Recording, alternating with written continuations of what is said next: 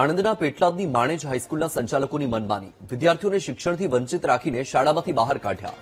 Uniform પહેરેલો ન હોવાથી વિદ્યાર્થીઓને શાળામાં પ્રવેશ ન અપાયો. નવા યુનિફોર્મ વગર શાળામાં 35 વિદ્યાર્થીઓને શાળામાં પ્રવેશ ન અપાયો.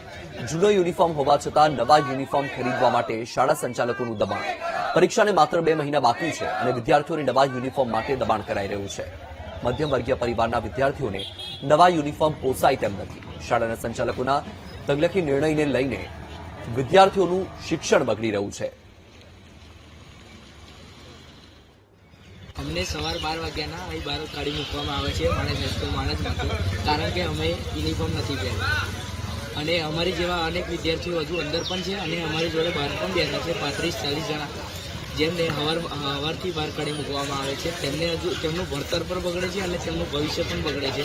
તેમના માટે અમને ન્યાય આપશો એવી અમને વિનંતી કરવામાં આવી છે. હાઈસ્કૂલનું નામ છે માણેજ કેળવણી મંડળ માણેજ હાઈસ્કૂલ છે. એની અંદરથી અમને સવાબારની રિસેસના બહાર કાઢી મૂક્યા છે. એનું કારણ છે કે ખાલી અમે યુનિફોર્મ નહીં પહેર્યું.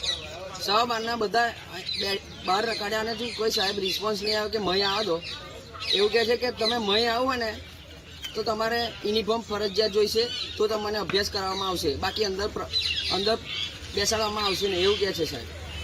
કેટલા વિદ્યાર્થીઓ? અમે લમસમ 35 થી 40 જણા છે.